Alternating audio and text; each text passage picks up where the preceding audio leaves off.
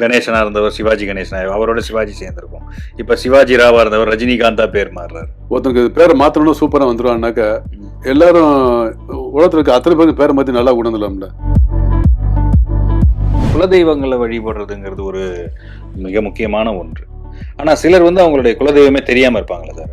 ஒரு சில குடும்பங்களுக்கு கண்ணிலே காட்டாம இருக்கும். இத்தனை வருஷத்துக்கு அப்புறம் தான் அவங்க கண்ணில் தென்படணும்னு ஒரு கணக்கு இருக்கும். நான் எப்படின்னா சிறு தெய்வங்கள், இது பெரு தெய்வங்கள், நமக்கு அந்த ஈக்குவாலிட்டிலாம் கிடையாது. எந்த ஊர்ல சின்ன கிராமத்துல ஒரு சின்னதாக கல் வச்சு கும்பிட்டாலும் அதையும் நாம வணங்கிட்டு போறோம். இது மாதிரியான ஒரு விஷயம் இருக்கக்கூடியது அது நல்லதா? இல்ல சார், நல்ல விஷயம் தானே. எல்லா தெய்வங்களையும் எடுத்து கும்பிடுறது நல்லது தானே சார். நம்ம ஒரு விஷயத்த பார்த்து செஞ்சு பழகிட்டோம்னா அதை பார்க்கணுங்கிற ஒரு அட்டென்ஷன் வந்துடும்.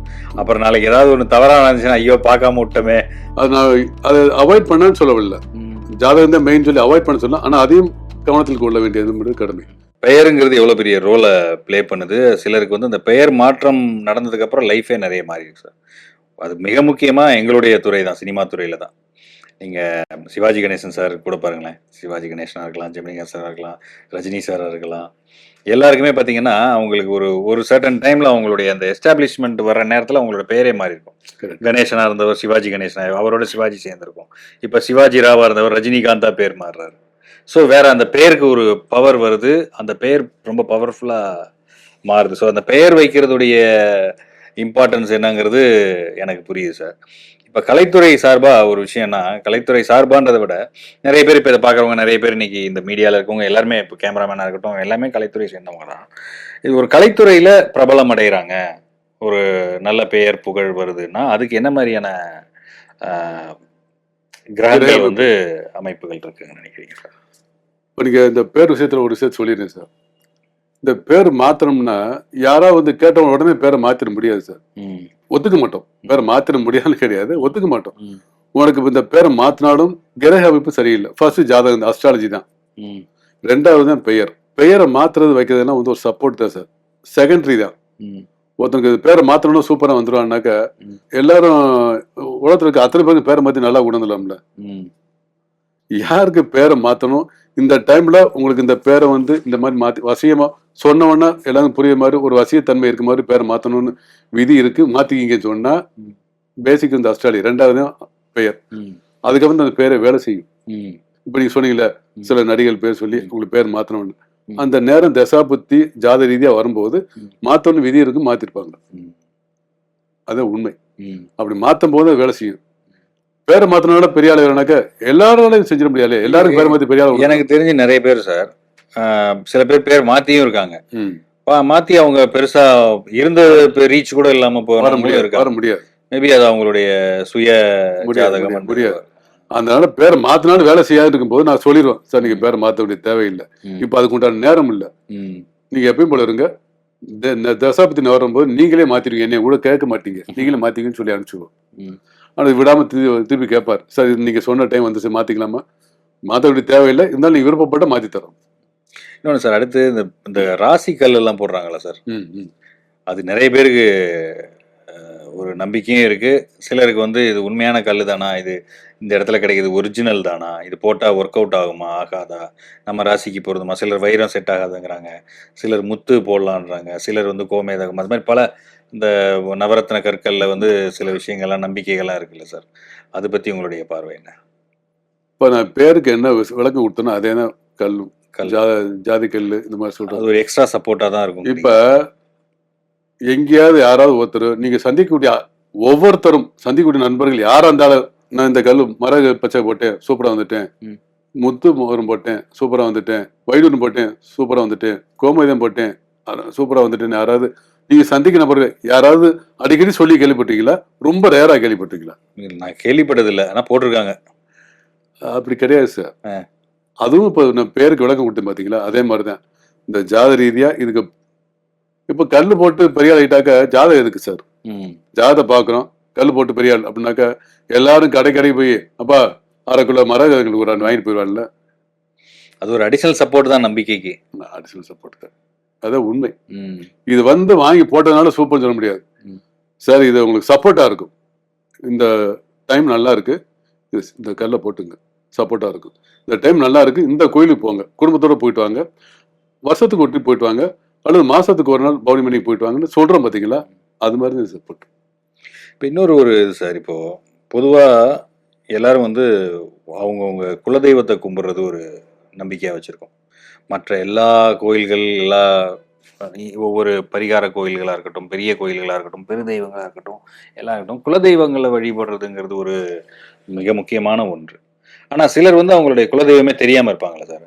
டியூ டு நிறைய மைக்ரேஷன்னால, இல்ல அந்த ஜெனரேஷன் சரியா அவங்க ஃபாலோ பண்ணாதனால, அவங்கள மாரியான ஆட்கள் எந்த மாரியான தெய்வத்தை வழிபடணும்னு ஏதாவது சார் இப்ப குலதெய்வம் பாத்தீங்கன்னாக்கா, ஒரு சில குடும்பங்களுக்கு வந்து கண்ணிலேயே காட்டாம இருக்கும். இத்தனை வருஷத்துக்கு அப்புறம் தான் அவங்க கண்ணில் தென்படணும்னு ஒரு கணக்கு இருக்கும். ம். அதை கரெக்டாக கால்குலேஷன் பண்ணி அந்த ராசிக்கு 9ஆம் பாவத்துல, அந்த லக்னத்துக்கு 9ஆம் பாவம், 9ஆம் இடத்த குரு பார்க்கறது, குரு அந்த 9ஆம் இடத்துக்கு குரு வருது, கோச்சார குரு 9க்கு வருது, ராசிக்கு 9ஆம் இடத்துக்கு வருது, லக்னத்துக்கு 9ஆம் இடத்துக்கு வருது.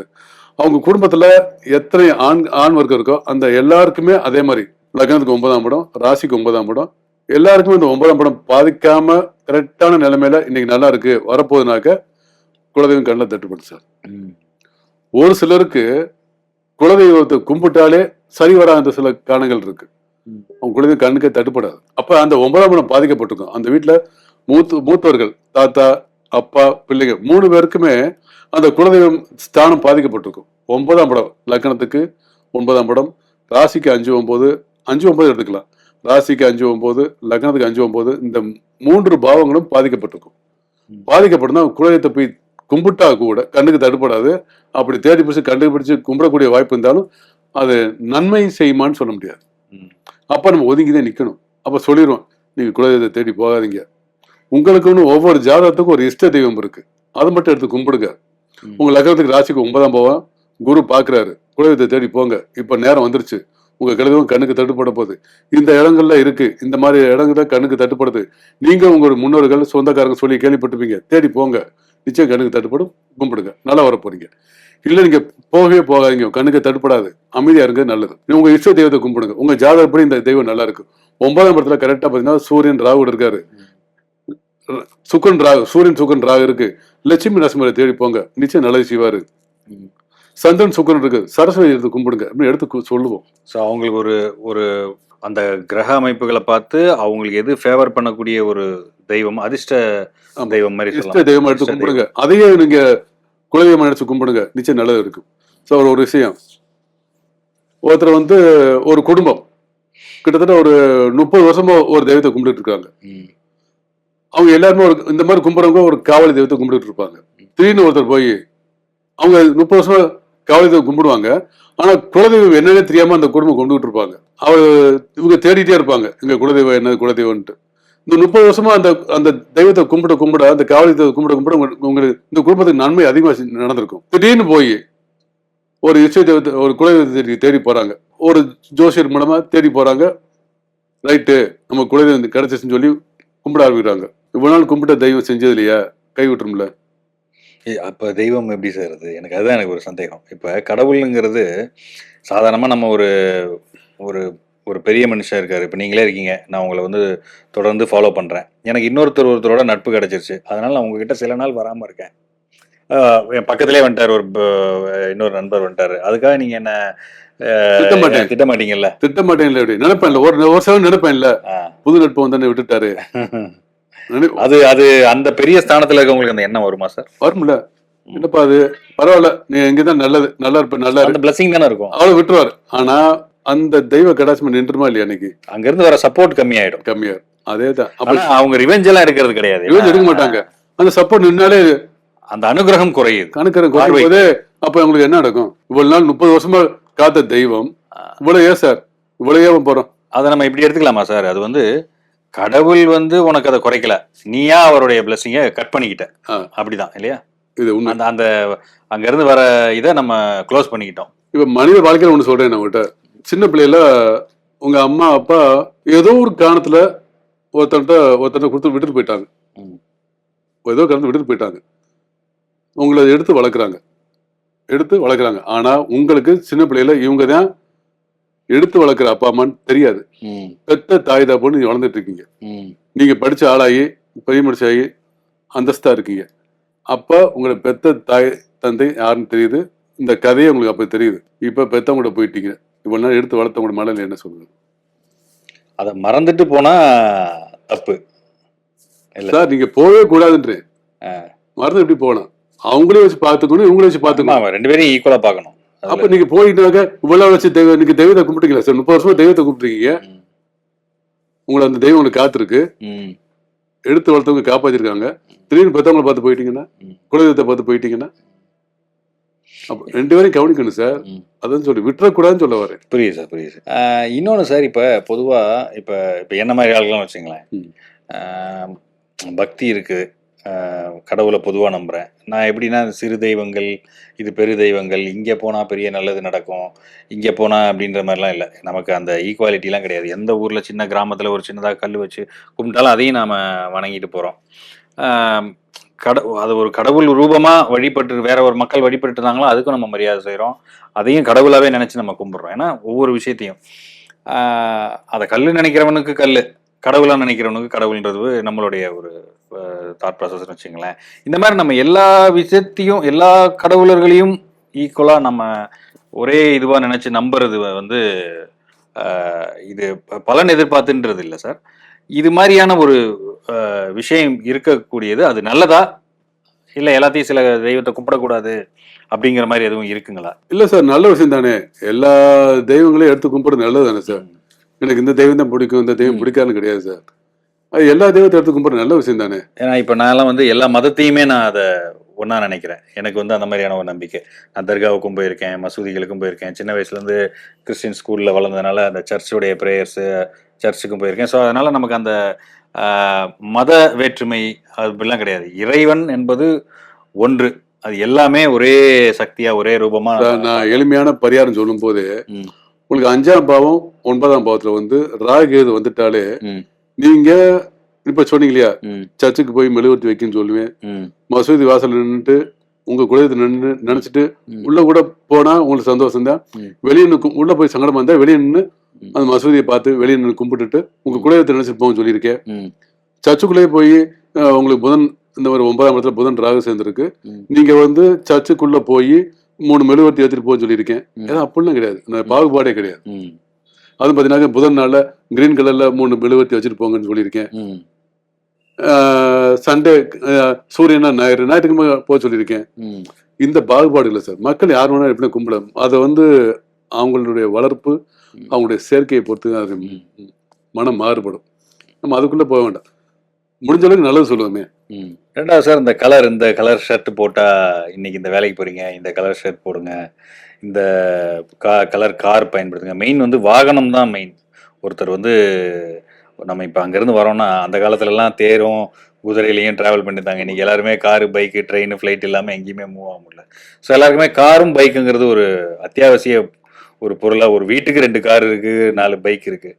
ஸோ இந்த வாகனம் வாங்குற விஷயத்தில் என்ன மாதிரியான ஒரு அட்வைஸ் உங்களோட சார்?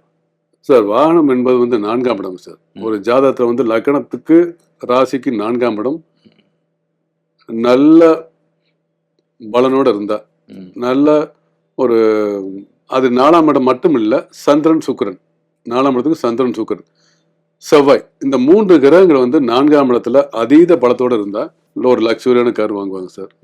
எப்பயுமே வீட்டு வாசல்ல ஒரு 2 வீலரோ, ஹை குவாலிட்டி 2 வீலரோ 4 வீலரோ இருந்துட்டே இருக்கும். அந்த அமைப்பு இருக்கும்போது அந்த இடம் பலம் பெற்றாலே தாய்ஸ்தானம் வலுவா இருக்கும். 4ஆம் இடம் தாய்ஸ்தானம், அது நல்லா இருக்கும். அந்த செவ்வாயும் பலம் பெற்றா சொத்துக்களோட ஒன்றுக்கு மேற்பட்ட சொத்துக்களோட வாழ்ந்துட்டு இருப்பார். இது வந்து இயற்கை. ஜாத பார்த்தோன்னே தெரியும். ஸோ 4ஆம் பாவம் நல்லா இருக்கு, இவர் அந்த தசாபுத்தி 25 வயசு 30 வயசுக்கு மேல இவர் இப்படிதான் வாழ்வார்னு மொழி சொல்லிடலாம். அப்ப ஒரு ஜாதகம் 4ஆம் இடம் 11ஆம் இடம் 11ஆம் இடம் என்பது காமன், எல்லாருக்குமே இருக்கணும், எல்லாருக்குமே நல்லா இருக்கணும். எந்த ஒரு தொழிலுக்குமே, அந்த தொழிலுக்கு மட்டும் குடும்பத்துக்குமே 11ஆம் இடம் நல்லா இருக்கணும். அப்ப 4ஆம் இடம் 11ஆம் இடம் சந்திரன் சுக்கிரன் செவ்வாய், இந்த 3 கிரகங்கள் மிக வலிமையா இருந்தா சூப்பரா இருக்கும் சார். அந்த வண்டி வாகனம் சம்பந்தப்பட்ட விஷயத்துல நம்பர் தான் உங்களுக்கு இயற்கையாகவே நல்ல நம்பர் அமைஞ்சிடும். இந்த நம்பர் என்பது முதல்ல சொன்ன மாதிரி இந்த கல் விஷயத்து சொல்ல முடியாது, ஜாதிக்கல் போய் காசு கொடுத்து வாங்க, அது நம்பரும் அதே மாதிரி தான், சப்போர்ட்டுக்கு தான். பெயரும் அது பெயர் மாற்றமும் அதே மாதிரி சப்போர்ட்டுக்கு தான் இந்த நம்பருமே. இந்த நம்பர் மட்டுமே வாழ்க்கையில மிக பெருசா மாத்துன்னு சொல்ல முடியாது. ஆனா சப்போர்ட்டுக்கு. ஆனா அதை பார்க்கணும். பார்க்க கூடாதுன்னு சொல்ல, அதை பார்ப்பது நல்லது. ஏன்னா இது என்னன்னா சார், ஜோசியத்துடைய பேஸே என்னன்னா, நம்ம ஒரு விஷயத்த பார்த்து செஞ்சு பழகிட்டோம்னா அதை பார்க்கணுங்கிற ஒரு அட்டென்ஷன் வந்துடும். அப்புறம் நாளைக்கு ஏதாவது ஒன்று தவறாக நடந்துச்சுன்னா, ஐயோ பார்க்காம விட்டோமே, பார்த்துக்கலாமோன்னு கடைசி வரைக்கும் நமக்கு ஒரு ஃபீல் இருந்துகிட்டே இருக்கும். கரெக்டா அதை பார்த்தானே சார் ஆகணும். அது நான் அதை அவாய்ட் பண்ணான்னு சொல்லவில்லை. ஜாதகம் தான் மெயின் சொல்லி அவாய்ட் பண்ண சொல்லலாம். ஆனா அதையும் கவனத்தில் கொள்ள வேண்டியது கடமை. எதுவா இருந்தா அப்படின்னு சார், திடீர்னு ஒரு மனுஷன் பெரிய ஆள் ஆகுறான், திடீர்னு ஒரு நல்லா 25 வயசு சும்மா இருக்கான், 30 வயசு சும்மா, திடீர்னு பெரிய ஆள் ஆகுறான். அதுக்கு காரணம் வந்து அந்த லக்னத்துக்கு 4, 9, 4, 5, 10, 11 இந்த ஸ்தானங்கள் வலுவா இருந்தா சூப்பரா வந்துடும் சார். அடுத்து நானே கேட்கலாம் சார், திடீர்னு இந்த கேரளால லாட்டரி டிக்கெட் வாங்குறான், ஓவர் நைட்ல 25 கோடி 30 கோடி டமால் வந்து லைஃபே எங்கேயோ போயிடுது. அது எப்படி சார்? அது என்ன மாதிரி கிரகம் அது? அதை முதல்ல சொன்ன மாதிரி தான் சார். எல்லாருக்கும் இருக்கிறது 9 கிரகம் தான், 12 ராசி தான், 27 நட்சத்திரம் தான். இது அவர் மட்டும் வேலை. ஆமா, அவருக்கு விழுகுது அப்படின்னாக்க அதெல்லாம் ரொம்ப ரொம்ப புண்ணியம், 5ஆம் பாவம் புண்ணியம் செஞ்சிருக்கணும் சார். சாதாரணம் இல்லை. ஆமா, ஒரே நாள்ல அப்படி ஒரு தமிழ்நாட்டிலே ஒருத்தர் கிடைக்குது அப்படின்னா 8.5 கோடி மக்கள் ஒருத்தர் கிடைக்குன்னா சாதாரண விஷயமா? ஒருத்தர் தான் கிடைக்குது. இது வந்து அன்னைக்கு அவருக்கு கிடைக்குது, அடுத்த வெள்ளிக்கிழமை கிடைக்க போகுது. அப்ப அந்த 8.5 கோடி மக்கள் ஒருத்தர் இருந்துட்டே இருக்கணும். அப்ப அவருக்கு ஜாதகம் வலுவா இருக்கணும். கரெக்டா இதுக்கு வந்து முன்னோர்கள் ஜோசியத்தை லீவ்ஸ் போயிட்டாங்க. 4ஆம் இடம் 10ஆம் இடம், 4ஆம் இடம் 10ஆம் இடம் 11ஆம் இடம், இந்த 3 கிரகங்களும் வலுமா இருக்கணும். இதோட 5ஆம் இடம் பூர்வ புண்ணியஸ்தானம், 4, 5, 10, 11 இந்த 4 ஸ்தானங்களும் செவ்வாய்னா பூமிக்காரன். அன்னைக்கு வந்து லாட்ரி யோகம் சொல்லல, புதையல் யோகம் சொன்னாங்க. அப்ப செவ்வாய் வச்சு சொன்னாங்க.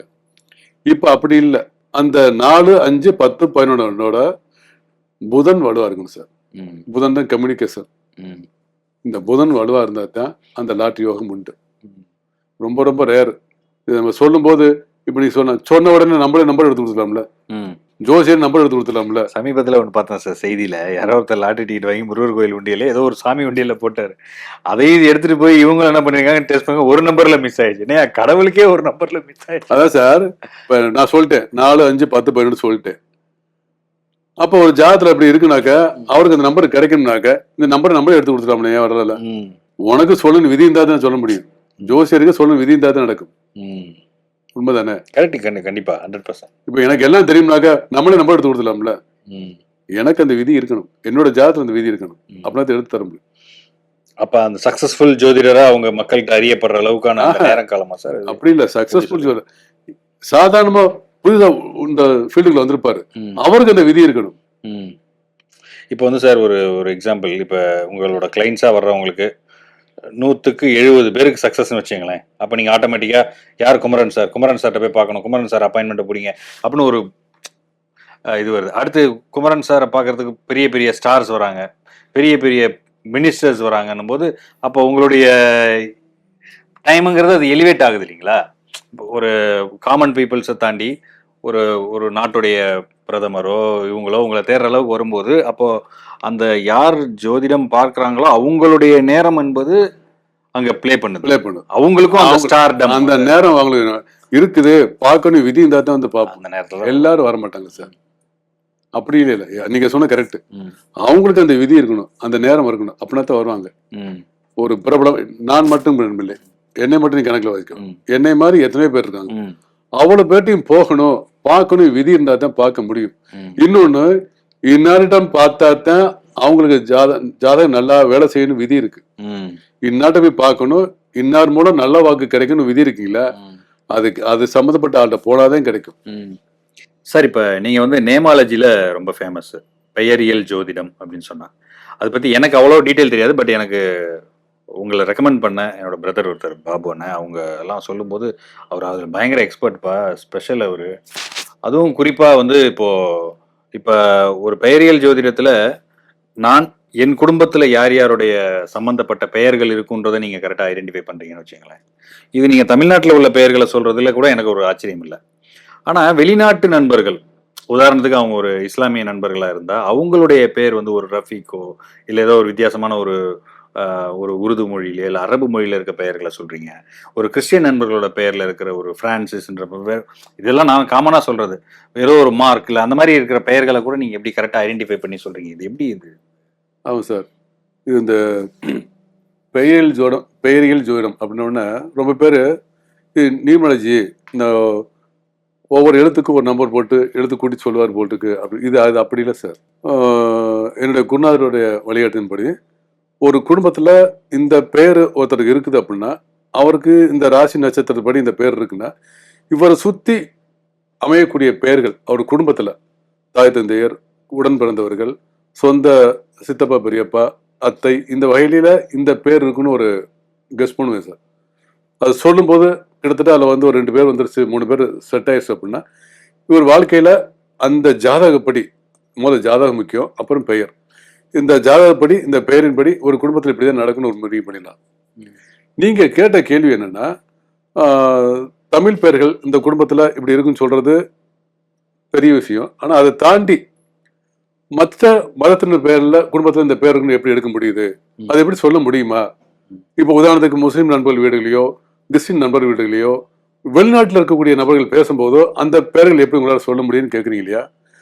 இது முழுக்க முழுக்க வந்து பெயர் ஜோரத்தில் வந்து டிவைன் பெயர் வச்சு டிவைன் பவர் வேணும் சார். நிச்சயமாக வந்து ஒரு எனக்குள்ள இருக்கக்கூடிய இறை ஆற்றல் அல்லது குரு கடாட்சம் தெய்வ கடாட்சம் இல்லாமல் சொல்ல முடியாது. இதோட வழிகாட்டுதான் சொல்கிறேன். ப்ளஸ்ஸு ஜாதகம் இல்லை பெயர் இது மைண்டில் இருந்தால் கூட அவங்க ஜாதகம் என்னோட மைண்டில் ஓடிட்டு இருந்தா பிக்சர் மாதிரி ஓடிட்டு இருந்தா கூட எனக்குன்னு ஒரு இறை வழிகாட்டுதல் இல்லாமல் சொல்ல முடியாது. அந்த டைமில் வரும். அப்படின்னா எல்லாருக்கும் சொல்ல முடியுமானாக்கா யாருக்கு அவங்களுக்கு கொடுக்கணும் விதி இருக்கோ அவங்களுக்கு தான் சார் கொடுக்க முடியும் என்னால். ஒரு 10 பேர் பார்க்குறேன்னா குறைஞ்சது 7 பேர் 8 பேருக்கு தான் என்னால் சொல்ல முடியும். குறைஞ்ச 2 பேருக்கு என்னால் சொல்ல முடியாது, ஒத்துக்கிறேன். 10க்கும் 10 பேர் சொல்லிட்டா நான் பெரிய ஆள் கடவுள் இல்லையா? ஸோ என்னால் ஒரு 10 பேருக்கு 7 பேருக்கு மிக சரியாக சொல்ல முடியும் நம்பிக்கை இருக்கு. யாருக்கு கிடைக்குன்னு விதி இருக்கோ அவங்க தான் வந்து பார்ப்பாங்க. நான் பேசினாலும் அவங்களுக்கு கிடைக்க வாய்ப்பு இல்லைன்னு கிடைக்காது சார். ஏன்னா இது வந்து ஒரு கால்குலேஷன் கிடையாது. உங்களுக்கு சூரியன் இந்த லக்னத்துக்கு 10ல் இருக்கிறாரு, சுக்கிரன் லக்னத்துக்கு 10ல் இருக்கிறாரு, புதன் 10 முக்கூட்டு கிரகங்கள் 10மே 3மே 10ல் இருக்கு, சனி பார்க்கிறாரு, செவ்வாய் பார்க்குற ஒரு கால்குலேஷன் கிடையாது. இதை தாண்டி ஒரு இறை ஆற்றல் மட்டும் தான் சொல்ல முடியும். அது கிடைக்கும் போது அவங்களுக்கு கிடைக்கிற விதி வந்து எனக்கு கடவுள் கொடுப்பார். அப்படித்தான் நான் சொல்லி ஜெயிக்கிறேன்னு தவிர நிச்சயமா இதுக்கு ஒரு கால்குலேஷன் கிடையாது. இப்போ உதாரணத்துக்கு உங்களுக்கு வந்து உங்களை பார்த்தவொடனே உங்களுக்கு இந்த ராசி இருக்குமே அப்படின்னாக்க நீங்க ஆமான்றீங்க. எப்படி சார் சொன்னீங்க ராசியை சொல்லுவீங்க கேட்பீங்க. இல்லை ஒரு ஒரு விஷயம் என்ன, ஒரு ப்ளஸ் பாயிண்ட் என்ன இருக்குது 12 ராசி தான். இந்த 12 ராசியில நானே கூட சொல்லிடலாம். நீங்களே கூட ஒரு நபரை பார்த்து நீங்க இந்த ராசின்னு கேட்டோம்னா ஆச்சரியப்படுவாரு. எப்படிப்பா சொன்ன? ஏன்னா இருக்கிறது 12 தான். இந்த 12க்குள்ள எப்படினாலும் சொல்லிட முடியும். அந்த கேரக்டரைசேஷன் அப்சர்வ் பண்ணும்போதே நம்ம ஓரளவுக்கு கெஸ் பண்ணி சொல்லிடலாம். ஆனா கோடிக்கணக்கான ஆண்கள் பேர், கோடிக்கணக்கான பெண்கள் பேர் இருக்கு. அது எப்படி சார் சொல்ல முடியும்? இல்ல அதுதான் எங்களுடைய ஆச்சரியமா இருக்கு. அது அப்ப இதுக்கு இறை வழிகாட்டல் இல்லாம சொல்ல முடியாது சார். ஒரு எங்களுக்குள்ள ஒரு மெடிடேஷன் பவர், தெய்வ கடாட்சம், குரு கடாட்சம் எப்படி நினைச்சுக்கலாம். இது இல்லாம சொல்லவே முடியாது. இப்ப என்னை பார்த்து ஒரு 9 கிலோ நம்ப நினைச்சுங்க சார், நீங்க நான் உங்களுக்கு கேட்கறேன் 9 கிலோ நம்ப நினைச்சுங்க அப்படின்னாக்கா சொல்லுங்க பாப்போம்னா சொல்லிடுவேன். சார் நீங்க நினைச்ச 5 நம்பர். ஆமா சார் எப்படி சொன்னீங்க? இருக்குது 9 நம்பர் தான். 9 கிலோ நிச்சயம் விழுந்துரும். அது உண்மையிலே இறை வழிகாட்டுகளோட இருக்கலாம். இருக்கு 9 தானே, 9 நம்பருக்குள்ள சொல்ல போறேன். ஆனா கோடிக்கணக்கான ஆண்கள் பேர், கோடிக்கணக்கான பெண்கள் எப்படி சார் சொல்ல முடியும்? அப்ப எனக்கு நிச்சயமா ஒரு தெய்வ கடாட்சமோ குரு கடாட்சமோ நான் சொல்லவே முடியாது.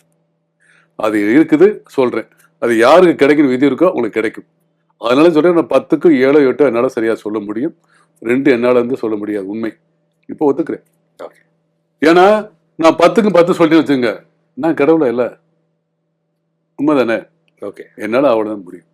நிச்சயமா வந்து ஏன்னா இப்போ இன்னொரு அதே மறுபடியும் சொல்லிடுறேன். 9 நம்பர் சொன்னோம்னாக்கா நீங்க இல்லைன்னு மறுக்கிறதுக்கு 8 சான்ஸ் இருக்கு சார். 5 இல்ல, 7 இல்ல அப்படி சொல்லிட்டோம்னாக்க 8 தடவை இல்லைம்பீங்க, ஒட்டுக்கு ஆமாம்பீங்க. அப்போ 9 சான்ஸ்ல 9ல் 8 தடவை இல்லைன்னு சொல்லுவீங்க, ஒரு தடவை சான்ஸ் இருக்கு. அதுவே கஷ்டம். அதுவே கஷ்டமா இருந்து சரியா சொன்னா பெரிய விஷயம்னா கோடிக்கணக்கான ஆண்கள் பேர் எப்படி சார் சொல்ல முடியும்? கோடிக்கணக்கான பெண்கள் எப்படி சொல்ல முடியும்? அந்த இறை ஆற்றல், குரு கடாட்சம், தெய்வ கடாட்சம் எல்லாம் சொல்லவே முடியாது. என்னோட அடுத்த ஒரு கேள்வி சார், இப்ப வந்து இந்த சமூக வலைதளங்களுடைய வளர்ச்சி பெரிய பூம். ஸோ அப்போ அதுல என்னன்னாலும் இப்போ உள்ள காலமே என்னன்னாங்க, பாசிட்டிவா ஒரு விஷயத்த நம்ம சொல்றோம், நல்ல விஷயத்த சொல்றோம்னா அதை கவனிக்கிற மக்களுடைய எண்ணிக்கை ரொம்ப குறைஞ்சி போச்சு. அப்போ ஒரு விஷயத்த சொன்னாலே நெகட்டிவா சொல்லி தான் நம்ம ரீச் பண்ணணுன்ற ஒரு சூழ்நிலை இப்போ பொதுவாகவே இருக்கு. அதுவும் மீடியால, சோசியல் மீடியால ரொம்ப அதிகமா இருக்கு. கரெக்ட். நீங்க எந்த துறையை சொன்னாலும் சரி, அது சினிமாவா இருக்கலாம். முதல்ல ஒரு நெகட்டிவ் நியூஸை போட்டு அவங்கள பிரபலமாக்கிக்கிறது. அதுக்கப்புறம் அவங்கள பாசிட்டிவா சொன்னா தான் ரீச் ஆகுதுங்கிற மாதிரி ஒரு சூழ்நிலை இருக்கு. இது என்ன மாதிரியான ஒரு டைம் சார் அது? ஏன் எல்லாரும் இப்ப அந்த இதை நினைச்சிட்டு இருக்காங்க? மிக சீக்கிரமா நம்ம வெளியே வரணும். ம், மிக சீக்கிரமா நம்ம மக்கள் மத்தியில பிரபலமா பேசப்படணும். ம், நம்மளை நாமே ஃபோக்கஸ் பண்ணணும் ம். அப்படிங்கிற உணர்வு இவங்களுக்குள்ள அந்த மாதிரி உணர்வை தூண்டுது சார். அப்போ ஒரு எதிர்மறை ஆற்றலை அதிகமா தாங்களே உற்பத்தி பண்ணி இவங்களே அந்த ட்ராப்ல போய் மாட்டிக்கிறாங்கன்னு சொல்லலாமா? மாட்டிக்கலாம்னு சொல்ல முடியாது. குறிப்பிட்ட காலம் நல்லா வாழலாம். அவ்வளவுதான். ஒரு நெகட்டிவா ஒரு தாட்டை சொல்லி நெகட்டிவா ஒரு விஷயத்த பேசி யாருமே சொல்லாத விஷயத்த நான் சொல்றேன் அப்படின்னு நெகட்டிவா ஒரு விஷயத்த சொல்லி பாத்தீங்களா இவர் இப்படி சொல்றாரு அப்படின்ற விஷயத்த எஸ்டாப்ளிஷ் பண்ணி பெரிய ஆள் ஆகலாம். ரொம்ப நாளைக்கு நீடிக்காது. ஏன்னா இப்ப அதுதான் எனக்கு என்னன்னா, எவ்வளோ இன்ஃப்ளூயன்சர்ஸ் யூடியூப் சேனல்ஸ் வச்சிருக்கிறவங்க சாதாரணமா அந்த டைம் ஒரு ஷார்ட் டேர்ம் வியூக்காக அதை பண்றதா நான் நினைக்கிறேன். பட் என்னன்னா லாங் டேர்ம்ல இந்த நெகட்டிவிட்டி வந்து எந்த அளவுக்கு சக்ஸஸை கொடுக்க போகுது அப்படிங்கிறது தெரியல. இப்போ ஃபார் எக்ஸாம்பிள் சொல்கிறோம், இப்போ எனக்கே நிறைய நிகழ்ச்சிகள் வந்திருக்கு சார், நெகட்டிவாக ஏதாவது பேசுங்க, கான்ட்ரவர்சியாக பேசுங்க, நான் பேசவே மாட்டேன். ஏன் நம்ம போய் ஒரு விஷயத்தில் போய் தேவையில்லாமல் நுழையணும், அந்த பஞ்சாயத்துக்குள்ளே போகணும்னு சொல்லி. பட் இப்போ ஸ்பிரிச்சுவல் ப்ராக்டிஸ்லையும் அது அதிகமாக இருக்குது. இப்போ எப்படி நடிகர்கள்லாம் வந்து ஒரு நடிகர்கள், பொலிட்டீஷியன்ஸ் மெயினாக, பொலிட்டீஷியன்ஸ் ஃபஸ்ட்டு ஒரு ஐடி விங்க வச்சுப்பாங்க, அவங்கள பற்றின ஒரு ப்ரமோஷன் பண்ணுறாங்க. அது மாதிரி சினிமாக்காரங்க அதை செய்கிறாங்க. இப்போ நிறைய உங்களுக்கே நிறைய காம்படிட்டர்ஸ் இருப்பாங்களா சார் அரசியல்ல? சாரி, உங்களுக்கே நிறைய ஆஸ்ட்ராலஜர்ஸ்ல வந்து நிறைய காம்படிட்டர்ஸ் இருப்பாங்க. ஸோ அதில் வந்து அவங்களுடைய ஃபாலோவர்ஸ் உங்களில் வந்து கமெண்ட் போடுவாங்க, உங்களுடைய ஃபாலோவர்ஸ்க்கும் ஒரு இது போட்டியெல்லாம் இருக்கா? உண்மையிலே அதிகமாகவே இருக்கு. நம்ம அதை கேர் பண்ணுறதே கிடையாது சார். நான் வந்து ஒரு கஸ்டமரை ஏமாத்தணும்னு நினைச்சாத்தானே சார் கடவுள் அந்த விஷயத்தை நான் கொடுப்பாரு. எந்த கஸ்டமரும் அவங்களுக்கு நெகட்டிவான பாயிண்ட் சொல்லக்கூடாது, மனம் நோகும்படி சொல்லக்கூடாதுன்ற விஷயத்துல நான் கரெக்டா இருப்பேன். யாரையும் ஏமாத்தணும், ஒரு ஜாதகத்துக்கு பலன் சொல்லி எனக்கு ஃபீஸ் மட்டும் கொடுத்தா மட்டும் பத்தாதுன்னு சொல்லி அவங்களோட மேற்கொண்டு பணத்தை வாங்குறதுக்கு உண்டான வழிமுறையில் நான் இறங்கினாத்தான் சார் நான் பயப்படணும். நான் அந்த வழிக்கே போறது இல்லை. ஸோ அதை பற்றி கவலையே இல்லை. என்ன கமெண்ட் வந்தாலும் சரி, என்ன பண்ணாலும் அது அவங்க வேலை. அவங்க வேலை, அவங்க கடமையில கரெக்டாக இருக்காங்க. அதை பற்றி கவலைப்படக்கூடாது. ஏன்னா என்னை தெரியாமலேயே, என்னை புரிஞ்சுக்கிறாமலேயே யாராவது ஒருத்தர் நெகட்டிவா இறங்குறான்னா அந்த கெட்ட கர்மாவை அனுப்பிப்பாரு. நம்ம எதுக்கு பயப்படணும்? அவர் கெட்ட கர்மாவை செய்யறதுக்குன்னு வந்துட்டாரு, பிறந்துட்டாரு. அதை செஞ்சு அந்த பலனை பின்னாடியே அனுபவிக்க போறாரு, அந்த கெட்ட கர்மாவை அனுபவிக்க போறாரு. நம்ம எதுக்கு வருத்தப்படணும்? நான் நல்லதை மட்டுமே செய்யணும், நல்லது மட்டும் சொல்லணும், நெகட்டிவா பாலிசா சொல்லி கொண்டு போகணும், இப்படி இந்த மாதிரி வாழ்க்கை அமைச்சிருங்க நல்லா இருக்குன்னு சொல்லி ஒரு ப்ரீகாஷன் எச்சரிக்கை கொடுக்கறது நாங்க இருக்கோம். மற்றவங்களை பற்றி நம்ம கவலையே தேவையில்லை சார். நம்ம ஒரு நல்லது செய்யும்போது, எதுக்கு இந்த தொழில் மட்டும் இல்லை, எந்த தொழிலாக இருந்தாலும் தர்மத்தோட செஞ்சா, நல்ல அறத்தோட செஞ்சா நல்லா இருக்க போறாங்க. நிச்சயமா சார். அதாவது ரொம்ப முக்கியமான பாயிண்ட் இது. ஏன்னா வந்து இன்னைக்கு நிறைய இதுல அந்த தர்மம் தவறி நடக்கிறதும், அறம், ஏன்னா பணம் வந்து அந்த ரெண்டு இடத்துல இருக்க மாட்டேங்குது. ஸோ அதை பத்தி பேசுறது, அந்த அந்த ஸ்டாண்ட்ல ரொம்ப உறுதியா இருக்கிறது, அதுவே வந்து ரொம்ப போற்றுதலுக்கும் வணக்கத்துக்கும் உரிய ஒரு விஷயமா இருக்கு சார். அதாவது இப்போ சிலர் சொல்றாங்க, இந்த மாதிரியான வண்டிக்கு வந்து இந்த நம்பர் வாங்குறோம், இந்த நம்பர் வாங்கிட்டீங்கன்னா உங்களுக்கு சேஃப்டியா இருக்கும், ஆக்சிடென்ட்ஸ்லாம் ஆகாதுன்னு. இப்போ நாங்களே வந்து பார்த்தீங்கன்னா எங்களோட ப்ரோக்ராம்ல நிறைய கலாச்சிருப்போம், ஜோதிட சம்பந்தமாகவும் சரி, ஆஸ்ட்ரோவாகவும் சரி. எனக்கே சில கேள்வி கேட்கும்போது எனக்கே தோணும், ஆஹா நம்ம கேட்குறோம், நாளைக்கு இதை பார்க்குற ஆடியன்ஸ் முதல்ல நம்மளை கலாய்ச்சிடக்கூடாது அப்படின்னு. ஏன்னா இந்த நம்பர் போட்டால் ஆக்சிடென்ட் ஆகாமல் இருக்காது, கரெக்டாக பிரேக் போட்டால் தான் ஆக்சிடென்ட் ஆகாமல் இருக்கும், நாங்களே கலாய்ப்போம். ஆனால் சில பேர் அதை நம்புறாங்கல்ல சார், அதுக்கு அவங்களுக்கு நீங்கள் என்ன மாதிரி சொல்றீங்க? இந்த நம்பர் எடுத்தால் ஆக்சிடென்ட் ஆகாதுங்கிறது இருக்கா, இல்லை இதெல்லாம் வாங்கினா ஆகவே ஆகாதுன்னு ஏதாவது இருக்கா? அதாவது ஃபர்ஸ்ட் வண்டி வாங்கணும், அதில் அவங்களுக்கு பிரச்சனை நடக்கணும், அதில் விதி இருக்கு சார். நம்பர் ரெண்டாவது, நம்பர் வந்து வைக்கிறது ரெண்டாவது. ஜாதகப்படி அவங்க வண்டி வாங்கணும், அதில் பிரச்சனை வரணும், விதி இருக்கு. வண்டி வாங்கி தான் ஆகணும், பிரச்சனை சந்திச்சு ஆகணும். வண்டி வாங்கணும், லைஃப் ஃபுல்லாக நல்லா இருக்கணும். ஒரு வண்டிக்கு 2 வண்டி 3 வண்டி 5 வண்டி கூட வாங்கலாம்னு யோகம் இருக்கும், நடக்கும். இது ஜாதகப்படி கணிச்சிடும் சார். அவங்க கேட்பாங்க சார், இந்த வண்டி வாங்கும்போது எந்த நம்பர் நாங்கள் சொல்லுவோம், நீ எந்த நம்பர் வேணாலும் நல்லா இருக்கும், நீ 8ஆம் நம்பர் வேணாலும் நல்லா இருக்கும், உனக்கு வண்டியில் எந்த குறையும் இல்லை அப்படின்னு சொல்லுவோம். ஆனால் இது வெளியில எல்லாரும் வந்து இந்த நம்பர் இருந்தால் நல்லா இருக்கும், இந்த நம்பர் இருந்தால் நல்லா இருக்காதுன்னு பேசி பேசி ஒரு மாயை உருவாயிருச்சு. 8ஆம் நம்பர் ஆகாது, எனக்கு தெரிஞ்சு 8ஆம் நம்பர் வச்சுக்கோங்க பூரா முதல் நம்பர் கடைசி நம்பர் 8ஆம் நம்பர் வச்சுக்கோங்க நல்லா இருக்கா, 8 போட்டாதான் லைசன்ஸே கொடுக்குறான். லைசன்ஸ் கொடுக்குறான். அப்ப யாருக்கு இந்த 8ஆம் நம்பர் வேலை செய்யும்? 8 ஒழுங்கா வேலை செஞ்சாதான் நீங்க 8ஏ போட முடியும். இன்னொன்று பார்த்தீங்கன்னாக்கா ஒரு ட்ரெண்டு எனக்கு தெரிஞ்சு நான் ஒரு விஷயம் இப்போ சொல்றேன். பழைய பிளாக் அண்ட் ஒயிட் படத்துலேயே அந்த ஒரு வண்டி நான் பார்த்துருக்குறேன். அதாவது 80-55 அப்படின்னாக்க அந்த 8 வந்து பி மாதிரி போடுற இங்கிலீஷ் லெட்டர் பி மாதிரி போட்டு 5ஆம் நம்பர் 2 5 வந்து எஸ் மாதிரி போட்டுறாங்க பாஸ் அப்படின்ட்டு. இப்போதான் சொல்றான்னு பார்த்தாக்க ஒரு ஆச்சரியமான விஷயம் பார்த்தீங்கன்னாக்கா ஒரு பழைய பிளாக் அண்ட் ஒயிட் படத்துல கூட அந்த பாஸ் போட்ட வண்டி வந்துட்டு இருந்துச்சு 80-55. ஏன்னா இது அப்பயே யூஸ் பண்ணியிருக்காங்க. ஆனால் அப்போ யாரும் ஜோசியர் சொன்னாரான்னு தெரியாது, படத்தில் பார்த்துருக்கேன். எனக்கு தெரிஞ்சு அதே வண்டி அதே நம்பர் உள்ள ஆக்சிடென்ட் நான் பார்த்துருக்கேன். அப்போ யாருக்கு அது வேலை செய்யும்? முதல் நம்பர் கடைசி நம்பர் 8ஆம் நம்பர் யாருக்கு வேலை செய்யும்? யாருக்கு வேலை செய்யாது? எனக்கு தெரிஞ்சு முதல் நம்பர் 80, ரெண்டாவது நம்பர் 80 80ல முடிகிற மாதிரியோ 80ல ஆரம்பிக்கிற மாதிரியோ யாருக்கு ரொம்ப பேர் வேலை செய்யல. பொதுவான விதி தனிப்பட்ட ஜாதகப்படி நம்பர் படி அவங்களுக்கு நல்லா இருக்கு நல்லா இருக்காதுன்னு அது வேற.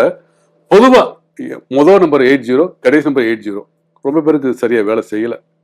இன்னொன்று சார், இப்போ ஒரு ஆச்சரியமான விஷயம் என்னென்னு பார்த்தீங்கன்னா, நீங்கள் சொல்கிறத வச்சு இப்போ வாகனம் ஓட்டுறாங்க. இப்போ எத்தனையோ பஸ் ஆக்சிடென்ட்ஸ் பார்க்குறோம். 2 பஸ்ஸு நேருக்கு நேர் மோதிச்சு, 2 பஸ்ஸில் தான் ஒருத்தங்க கூட உயிர் பழைக்கலன்னு. சில சமயங்களில் பார்த்தீங்கன்னா அந்த டிரைவருக்கு மட்டும் ஹார்ட் அட்டாக் வந்து பஸ்ஸை ஓரம் நிறுத்திட்டு அவர் மட்டும் தவறிடுவார், பஸ்ஸில் இருக்க அத்தனை பேர் சேஃபாக இறங்கிடுவான். அப்போ இவங்க எல்லாருடைய கிரகமும் நல்லா இருந்து அவர் மட்டும் அந்த ஆத்மா புண்ணியம் செஞ்சுட்டு போன மாதிரி நீங்க சொல்றீங்க இல்லையா? அவர் டிரைவர் வந்து தன் உயிரை மெழுகுவர்த்தி மாதிரி தன்னை மாய்த்து கொண்டு அவரை மாய்ச்சிக்கல. அவருக்கு இயற்கையா சம்பவம் நடக்கணும், மற்றவங்களை காப்பாத விதி. அந்த டைம்ல அவருடைய பெயர் புகழ் இறந்து கொடுத்த சீதகாரி அந்த மாதிரி இறக்கும் போது ஒரு பெயரோட சாகுறாரு. 90 பேருக்கு அந்த கடைசி நெக் ஆஃப் த மொமெண்ட்ல உயிர் பழைச்சது வந்து அவங்களுடைய அவருக்கு அந்த டைம்ல வந்து அவருக்கு பேர் இவ்வளவு நாள் ஒரு வேலை பார்த்தது அதிகாரியோட சமரசமானது சண்டை போட்டாலும் பெருசா தெரியாது. அந்த செகண்ட்ல வந்து அவருக்கு பெரிய பேர் கிடைக்கும். அந்த டைம்ல அவருக்கு அந்த மாதிரி சம்பவம் நடக்கணும், எல்லாரும் காப்பாற்றப்படும் விதி இருக்கு. அதே போல சில பேர் கோயிலுக்கு எல்லாம் போயிட்டு வரும்போது விபத்துகளை சந்திக்கிறாங்களே, அது அவங்களுக்கு வந்து அந்த கோயில் தளத்துல சாகணும் விதி. இப்போ உதாரணத்துக்கு வந்து பாத யாத்திரை போயிட்டு இருப்பாங்க, திடீர்னு இருப்பாங்க. அப்ப இந்த நபர் வந்து கோயிலை நோக்கி போயிட்டு இருப்பாரு, தெய்வத்தை நினைக்கும் போது இறக்கணும் விதி. அவங்க குடும்பத்துக்கு புண்ணிய நெரிசல்ல வந்து அவங்க இதுவாகிறாங்க. வண்டியில போயிட்டு இருப்பாங்க, மலைக்கு போயிட்டு இருப்பாங்க, திடீர்னு இறப்பாங்க. எல்லாரும் கேட்பாங்க, என்ன மலைக்கு போகும்போது இறக்கலாமா, கோயிலுக்கு போகும்போது இறக்கலாமா, தெய்வம் மண்ண பாக்கலையா அப்படின்னு காப்பாற்ற முடியலையா? அவங்களுக்கு இந்த இடத்துல தெய்வ சன்னிதானத்துக்கு போகணும், தெய்வ சன்னிதானத்துல உயிரை விடணும் விதி இருக்கும். பின்னாடி காலகட்டத்தில் அந்த குடும்பத்துக்கு நல்லதா இல்லையாண்டு அந்த குடும்பத்தை பத்தி, ஆனா அவங்க தெய்வ சன்னிதானத்துல இறக்கணும் விதி தடுக்க முடியாது. அதே மாதிரி இந்த 8ஆம் நம்பர் சொல்லும்போது பாத்தீங்கன்னாக்கா குறிப்பிட்ட 3 நம்பர் சார், கூட்டு நம்பர் 9, கூட்டு நம்பர் 4, கூட்டு நம்பர் 2 வர பெரும்பாலும் அவாய்ட் பண்ணிக்கணும். ஜாதகப்படி அவங்களுக்கு அந்த நம்பர் நன்மையா இருந்தா ஓகே. ஆனா பெரும்பாலும் அந்த கூட்டு நம்பர் 9, கூட்டு நம்பர் 4, கூட்டு நம்பர் 2, ஏன்னா இந்த மாதிரி வந்து இந்த 3 நம்பர் அமைஞ்சு இதுக்கு சூட்சம நம்பர்னு ஒரு நம்பர் இருக்கு, அதுவும் 9 4 2 வரக்கூடாது சார். இதுதான் சார் என்னோட கான்செப்ட். இது நீண்ட கால ஒரு மனசுக்குள்ள இருந்த விஷயம், இது இப்ப சொல்றேன். கூட்டு நம்பர் 9 4 2 வரக்கூடாது. அதுக்கு ஒவ்வொன்றுக்கும் ஒவ்வொரு நம்பருக்கும் அந்த வண்டி நம்பருக்கும் சூட்சம் நம்பர் இருக்கு, அதுவும் 9 4 2 வரக்கூடாது. இது அவாய்ட் பண்ணிட்டோம் அப்படின்னா பெரும்பாலும் நல்லது. தனிப்பட்ட ஜாதகம் என்பது தனிப்பட்ட ஜாதகம் சொல்ல, பொதுவா இந்த நம்பர் வராம இருக்கு. எப்படி இந்த மேசராசி டு மீனராசி வரைக்கும் பலன் சொல்றோமோ அது மாதிரி இது இதை கொஞ்சம் கவனமா ஹேண்டில் பண்ணாங்கன்னா சூப்பரா இருக்கும். அதே மாதிரி முதல் நம்பர் 80 கடைசி 2ஆம் நம்பர் 80 வரவும் கூடாது சார். அப்படி இருந்து நல்லா இருக்காங்கனாக்கா அவங்க ஜாதகப்படி அது அப்படி இருக்கலாம். இன்னொன்று சார், திடீர் அதிர்ஷ்டங்கள் வருது இல்லைங்களா? இப்போ ஃபார் எக்ஸாம்பிள் லாட்ரி டிக்கெட் மாதிரி, இல்லை சில பேர் வந்து சம்மந்தமே இல்லாமல் ஒரு ஃபீல்டில் இருப்பாங்க, அவங்க திடீர்னு அரசியலுக்கு வந்து திடீர்னு பெரிய ஆளாக இருப்பாங்க, திடீர்னு ஒரு பாப்புலாரிட்டி வரும். அதெல்லாம் என்ன மாதிரியான ஒரு யாருக்கெல்லாம் வந்து சார் இந்த சூரியன் சந்திரன் செவ்வாய் பெரும்பாலும் ராகு கேது இணைவை வந்து யாருமே வந்து ஒரு பிளஸ் பாயிண்ட் எடுக்க மாட்டாங்க. எனக்கு தெரிந்து இந்த சூரியன் சந்திரன் செவ்வாயுடன் ராகு கேது எப்பெல்லாம் மிங்கிள் ஆகுதோ திடீர் பணக்காரன் திடீர் அரசியல்வாதியாகி மிகப்பெரிய லெவலில் வராங்க. அது அவங்க வந்து எம்எல்ஏ தான் ஆன அவசியம் இல்லை, ஒரு அரசியலில் ஒரு பிரபலமான ஒரு நபர், அந்த வட்டாரத்துக்கு தெரிந்த நபராக கூட இருக்கலாம். திடீர் பண யோகம் அந்த சூரியன் சந்திரன் செவ்வாய் ராகு மிங்கிலேசம் வந்துடுவாங்க சார். அடுத்து வந்து சார், முன்னெல்லாம் இல்லை, பொதுவாக வந்து ஒரு குழந்தை பிறக்கிற நேரத்தை வச்சு அதோடைய ஜாதகத்தை கணிப்பாங்க. இப்போ ஜாதகம் டைம் எல்லாம் செட் பண்ணிட்டு குழந்தைய டெலிவரி பண்ணாங்க. இதை பற்றி நீங்கள் என்ன நினைக்கிறீங்க? ரொம்ப ரேராக தான் நடக்குது. ரொம்ப பேர் கேட்பாங்க. நம்ம ஒரு டைம் நான் அதுக்கு அக்செப்ட் பண்ணவே மாட்டேன், சொல்லவே மாட்டேன். ஏன்னா இயற்கையா ஒரு குழந்தை பிறக்கணும், அந்த இயற்கையின் போக்கில் விட்டுருங்க. அது உங்களுக்கு இறை வழியில இப்படித்தான் இந்த டைம் தான் பிறக்கணும் கண்டிருக்கு, அதை நான் மாற்றக்கூடாது, நான் சொல்ல மாட்டேன்னு சொல்ல உடனே, இல்லை சார் நீங்கள் சொல்லுங்க, நாங்கள் டாக்டர் சொல்லி பார்க்குறோம், அவங்க அந்த டைம்ல நடந்தா நடக்கட்டும், இல்லைன்னா விட்டுருவோம் சார், அதை பற்றி பிரச்சனை இல்லைன்னு சொல்லி சொன்னா மட்டும்தான் ஒத்துக்குவேன். நிச்சயம் அதை மாற்றவே முடியாது சார். அது மாற்றி எனக்கு தெரிஞ்ச எத்தனையோ பேர் சொல்லியிருக்கேன். அவங்க கேட்பாங்க, வம்பா கேட்பாங்க, ரொம்ப சரி பரவாயில்லன்னு சொல்லுவோம். ஆனால் அந்த டைம் வந்து டாக்டர் ஒத்துக்கவே மாட்டாங்க, அந்த டைம் சரியா வராது, இது எடுக்க வேண்டிய நேரம் இல்லை, பார்த்துக்கோ இயற்கையா பிறக்கணும் டாக்டரே சொல்லிடுவாங்க. அவங்களுக்கு இந்த டைம்ல பிறகுன்னு விதி இருக்கு சார். அந்த டைம் தான் அந்த வீட்டில் குழந்தை பிறகு விதி இருக்கு, யாரும் மாற்ற முடியாது சார். மாற்றக்கூடிய வல்லமை இந்த உலகத்தில் யாருமே கிடையாது. அப்படியே சொன்னாலும் அது நடக்குமா என்பது கேள்விக்குறி. இப்போ நீங்க சொன்னதுக்காக சொல்றேன்னு வச்சுங்களேன், உண்மையில் நடந்துருச்சு அப்படின்னா மிகப்பெரிய வல்லமை. அந்த குழந்தை பிறந்த நேரம் சூப்பரா இருக்கும், மாற்றுக்கருத்தே இல்லை. ஆனா இப்படித்தான் பிறகுன்னு கடவுள் ஏற்கனவே தீர்மானிச்சிட்டானே, உங்க வீட்டுல இப்படித்தான் மகன் பிறக்கணும், மகள் பிறக்கணும், பேரன் பிறக்கணும், பேத்தி பிறக்கணும், விதி ஏற்கனவே தீர்மானிச்சானே, யார் மாற்ற முடியும்? அப்படி என்றால் நாங்க சொல்ற நேரமும் இயற்கையா பிறக்கின்ற நேரமும் ஒன்னா இருக்கும். அப்படி வேணா இருக்கலாம், அது ஏற்றுக்கிற மாதிரி. சார் சொன்னாரு சூப்பரா இருக்குன்ட்டு, அப்படி நடந்தாலும் லட்சத்துல ஒண்ணுதான். ஆமா, அதிகமா ரொம்ப பேர் கேட்கறதே இல்லை, டாக்டரே சொல்லிடுவாங்க, கேட்டு பாருங்க, உங்களுக்கு வேண்டப்பட்ட ஜோசியரை கேட்டு பாருங்க, முடிஞ்சா ட்ரை முயற்சி பண்ணுன்னு சொல்லுவாரு தவிர கட்டாயம் அந்த செய்யணும் டாக்டர் சொல்ல மாட்டாங்க. அவங்க பெற்றவங்க கேட்டுக்கிட்டாக்க டாக்டர் சொல்லியிருப்பாரு. இல்ல அதுவும் நம்ம கேள்விப்பட்ட விஷயம் தான், அது எந்த அளவுக்கு மெடிக்கலி நிறைய நடந்திருக்குங்கிறது ரிப்போர்ட் ஆதாரமா இல்லை. ஆனா சோ இப்ப பண்றாங்க. இன்னொரு விஷயம் சொல்றேன், மூலம் நட்சத்திரத்துல பிறந்தா பெண்கள் பிறந்தா அவங்களுக்கு வந்து இந்த தோஷம் உண்டு அப்படின்னு பரவலா பேசப்படுது. எனக்கு தெரிஞ்சு மூலம் நட்சத்திரத்தில் பிறந்த பெண்கள் அட்மினிஸ்ட்ரேஷன் பவர் ரொம்ப சூப்பரா இருக்கும். வீடா இருக்கட்டும், ஆபீஸா இருக்கட்டும், கம்பெனியா இருக்கட்டும், எது வேணாலும் இருக்கணும், அந்த மூல நட்சத்திரத்தில் பிறந்த பெண்களுடைய அந்த ஆட்டிடியூட், அந்த அட்மினிஸ்ட்ரேஷன் பவர் சூப்பரா இருக்கும். அவங்களுக்கு கீழே வேலை கூடிய அத்தனை பேரையும் மிக அழகாக ஹேண்டில் பண்ணி கொண்டு போவாங்க. அப்படிப்பட்ட மூல நட்சத்திரம் பெரும்பாலும் பார்த்தீங்கன்னாக்கா ஆணி மூலம் அரசாளும் அப்படின்னு கேள்விப்பட்டிருப்பீங்க. ஆனா அதுக்கு அர்த்தம் வேற. ஆணி மூலம் அரசாளுன்ற விஷயம் இந்த வருஷம் வருகின்ற ஜூலை மாதம் 9ஆம் தேதி ஆணி மாதம் மூல நட்சத்திரம் வரப்போகுது. அன்னைக்கு பிறக்கின்ற குழந்தைகள், மூல நட்சத்திரம் பிறக்கின்ற குழந்தைகள் மிக அந்த குடும்பத்துக்கு அதிக அளவு சக்திக்கு மீறிய பணத்தை சம்பாதிப்பார்கள், செல்வத்தை பெயர் புகழ் செல்வம் செல்வாக்கு அனைத்தும் கிடைக்கும்.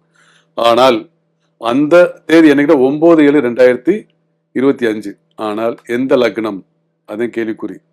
இப்போ சொன்ன உடனே அந்த டைம்ல பிரெக்னண்டா இருக்கக்கூடிய பெண்கள் வந்து இந்த தேதிக்கு பிறக்கணும்னு சொல்லி கேட்பாங்க.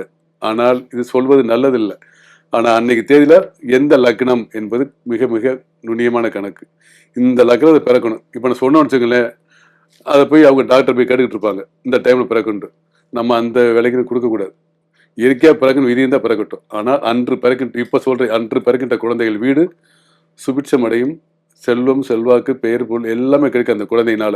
ஆனா எந்த லக்னம் என்பது ஒரு சின்ன ட்விஸ்ட்.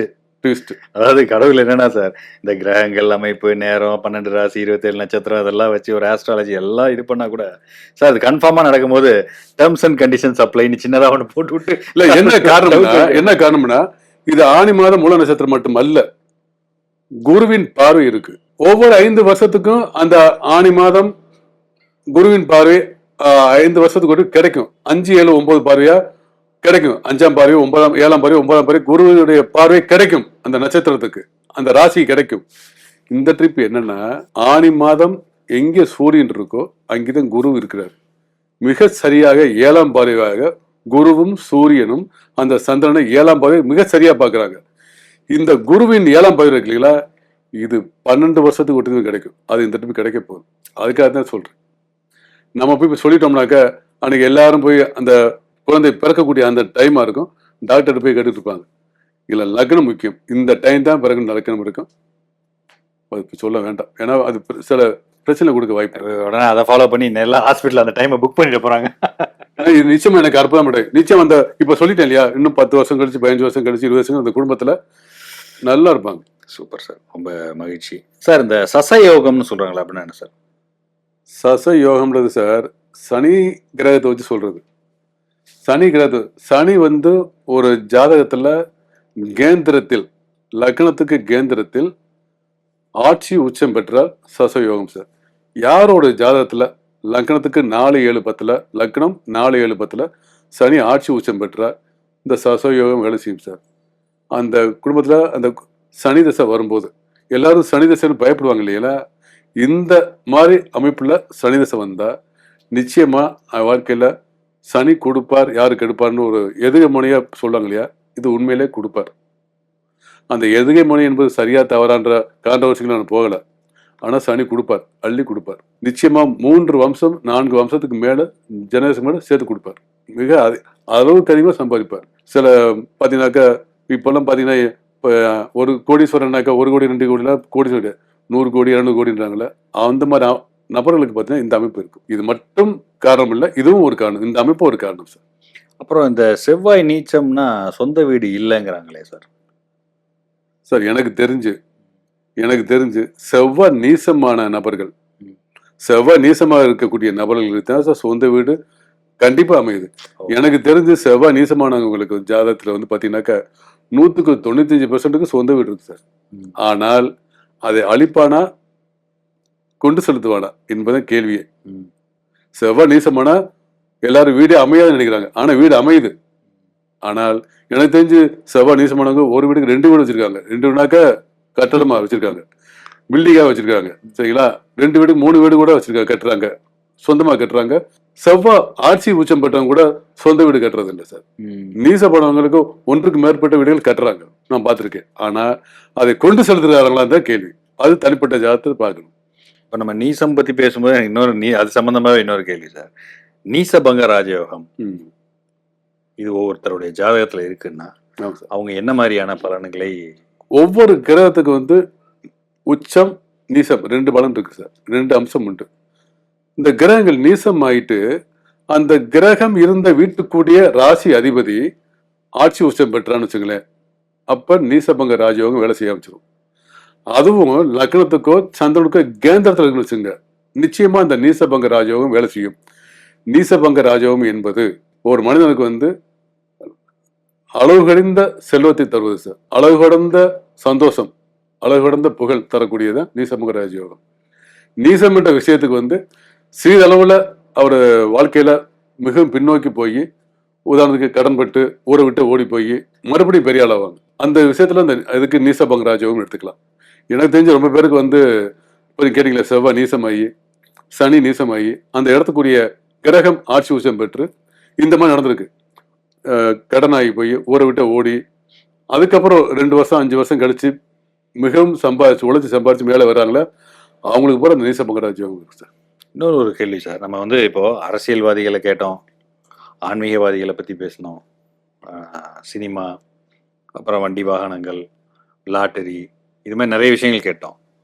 இந்த துறவிகள்னு ஒரு சன்னியாசிகள், சன்னியாசியா ஒருத்தர் தன்னுடைய வாழ்க்கையில ஒருத்தர் அறியப்படுறார், மக்களால் அவர் வந்து வணங்கப்படுறாருன்னா, இப்போ ஒரு பட்டினத்தாராக இருக்கலாம், வள்ளலாராக இருக்கலாம், இவங்கெல்லாம் இவங்களுடைய இது எப்படி சார் இருக்கும்? இவங்களுடைய இப்போ சன்னியாசின்னு சொல்லும்போது சார் 2 விஷயம். இளமையிலேருந்தே சன்னியாசியா, வாலிப வயதுக்கு மேல திருமணம் ஆயிட்டு அதுக்கப்புறம் சன்னியாசியா போறாங்க. 2 விஷயம் இருக்கு. இல்லை எந்த சன்னியாசி நீங்க கேட்குன்னு தெரியல. இருந்தாலும் 2க்குமே விளக்கம் கொடுத்துறேன். ஒரு குறிப்பிட்ட 5 வயதுல இருந்தே 10 வயதுல இருந்தே துறவரம் பூண்டு ஒரு மரத்தில் சேர்ந்து பெரிய ஆளாகிறது. அவங்க காலங்காலமா மக்கள் வணங்கத்தக்கக்கூடிய அளவுக்கு வரக்கூடிய சன்னியாசி. திருமண காலத்துக்கு அப்புறம் துறவரம் பூண்டு போய் எல்லாரும் அறியக்கூடிய செல்வாக்குள்ள ஒரு துறவியா இருக்குது. 2 விஷயம். எது எப்படி இருந்தாலும் அவங்களுடைய ஜாதகத்துல லக்னத்துக்கு 7ஆம் பாவம், லக்னத்துக்கு 2-12, லக்னத்துக்கு 7ஆம் பாவத்துக்கு 2 6 8 இப்படி வச்சுக்கோ. 2ஆம் பாவம் 12ஆம் பாவம், 6ஆம் பாவம் 8ஆம் பாவம், இந்த ஸ்தானங்கள்ல சுக்கிரன் ராகுவோ, சுக்கிரன் கேதுவோ, சனி செவ்வாயோ, சூரியன் சந்திரனோ இந்த 2ம் அமைந்திருந்தால் உலகம் கவனிக்கக்கூடிய செல்வாக்கு சொல்ல முடியாது, செல்வம் சொல்ல முடியாது, உலகம் அறியக்கூடிய துறவியாக வாழ்வார். எல்லோரும் வணங்கத்தக்கக்கூடிய துறவியா இருப்பார். திருமணமும் நடக்காது. ஓகே. இப்போ இந்த சகட யோகம்னு சொல்றாங்களே சார், அப்படின்னா என்ன? சகடம் அப்படின்னா சக்கரம் அர்த்தம் சார். சக்கரம் பாத்தீங்கன்னாக்க அது உள்ளுக்குள்ள 7 நிலைகள் இருக்கும், 5-8 நிலைகள் இருக்கும். ஒரு நிலை ஒரு ஒரு சக்கரை சுழலும் போது ஒரு கட்டை மேலே இருக்கும், அடுத்த சுழலும் போது அந்த கட்டை கீழே போகும். அப்படின்னா அதுக்கு சகடம் ஏன் படிச்சாக்க ஒரு காலகட்டத்தில் மேலே இருப்பார், ஒரு காலத்தில் கீழே வருவார். இது மாறி மாறி சுத்தும். அப்ஸ் அண்ட் டவுன்ஸ் இருந்துகிட்டே ஆமா, இருக்கும் இருக்கு. அவரோட அந்த life. மாதிரி வாழ்க்கை. அதுக்கு பேரு சகட யோகம்னு வச்சாங்க. சகடம்னா சக்கரம்னு அர்த்தம். சக்கரத்தில் ஒரு புள்ளி வச்சீங்கன்னா ஒரு புள்ளி அந்த சுத்தம் போது மேல இருக்கும், இன்னொரு கீழே வரும். அப் அண்ட் டவுன் நீ சொன்ன மாதிரி. அப்ப இது அரசியல்வாதிகளுக்கு பொருந்தும். ஜெயிப்பாங்க, அடுத்த வருஷம் தோத்துருவாங்க, மாறி மாறி வரும் பாத்தீங்களா அரசியல்வாதிகளுக்கு. ரைட். பிசினஸ்ல அப்படி நடக்காது. ஒரு டீம் வந்து பெரிய ஆளா வந்தா போயிட்டா அதோட அவ்வளவுதான். அதுக்கப்புறம் வேலை வரைக்கும் ரொம்ப கஷ்டம். ஆனா அரசியல்வாதிகளுக்கு அந்த சகடம் வேலை செய்யும். ஓ, புரியுது. ஒரு டைம்ல ஒரு 5 வருஷம் மேல இருப்பாங்க, அடுத்த 5 வருஷம் கீழே வருவாங்க. பவர் இல்லாம ஒரு சிலர் வரவே மாட்டான். ஒரு 5 வருஷம் மேல போயிட்டு அடுத்த 5 வருஷம் போயிட்டா வரவே மாட்டான். அதோட அவ்வளவு லைஃப். சிலர் வந்து சிறைக்கு போயிடுறாங்க, ஆமா, திருப்பி வெளியே வந்து ஃபுல் பவரோட. அந்த சகட யோகம் போல அவங்களுக்கு இருக்கு சார். புரியுது. அப்ப அந்த சகடம்னு சக்கரை யோகம் அர்த்தம். ஓகே. அத அன்னைக்கு வந்து ஜோதிட மொழியில வந்து சகட யோகம் எழுதிட்டாங்க. இந்த மாதிரி பண்ணி அந்த மாதிரி வேலை செய்யும். Very good. ரொம்ப அருமையான விளக்கங்கள் சார். ஆக்சுவலாக நம்ம வந்து பேசணும்னா அதுக்கு இன்னும் பல எபிசோட்ஸ் போகணும்னு நினைக்கிறேன். இன்னும் பல மணி நேரங்கள் நம்ம பேசினா கூட அதுக்கு வந்து ரொம்ப இன்ட்ரெஸ்டிங்கான டாபிக்ஸ்லாம் நமக்கு கிடைச்சிக்கிட்டே இருக்கும். அதை பார்க்குற நேயர்களுக்கும் நிறைய இன்ட்ரெஸ்டிங்காக இருக்கும். நிச்சயமாக அடுத்தடுத்த நிகழ்ச்சிகளையும் நம்ம தொடர்ந்து சந்தித்து உங்களோட நிறைய அனுபவங்களை பகிர்ந்துக்கணும்னு எனக்கும் ரொம்ப ஆசை. இந்த நிகழ்ச்சி மூலயமா இன்னும் நிறைய மக்களை நீங்கள் சென்றடைய வேண்டும். உங்களால் அவர்கள் நிறைய என்ன சொல்றதுங்க, உங்களால் நிறைய வழிகாட்டுதல்கள் பெற்று அவர்கள் வாழ்வில் வெற்றி பெற வேண்டும் என்று எல்லாம் வல்ல இறைவனை வேண்டி இந்த நிகழ்ச்சியுடைய நிறைவு பகுதிக்கு நம்ம வந்திருக்கோம். நீங்க ஏதாவது நேயர்களுக்கு சொல்லணும்னா நீங்களே சொல்லுங்க சார். நீங்க சொல்ல வேண்டிய விஷயம் நிச்சயம் நடக்கணும்னு நான் கடவுள் வேண்டிக்கிறேன். கடவுள் நினைச்சாருன்னா நிச்சயமா மக்களுக்கு எனக்கு சொல்லக்கூடிய அந்த பாக்கியத்தை கடவுள் கொடுத்தாருன்னா கொடுத்துட்டே இருப்பாரு. நான் செஞ்சுட்டே நான் வணங்குறேன். உங்களை சந்திச்சு மிகப்பெரிய பாக்கியம், சந்தோஷம். நன்றி சார். ஏன்னா மற்றவங்க என்னை இன்டர்வியூ பண்ணுறதுக்கும் நீங்கள் இன்டர்வியூ பண்ணுறது வித்தியாசம் இருக்குது. நான் சொல்ல வேண்டியது இல்லை, மக்களே புரிஞ்சுக்குவாங்க. நீங்கள் எனக்கு வந்து இன்டர்வியூ பண்ணும்போது சந்தோஷம் தான். ரொம்ப நன்றி சார். ரொம்ப சந்தோஷம். தேங்க்ஸ்.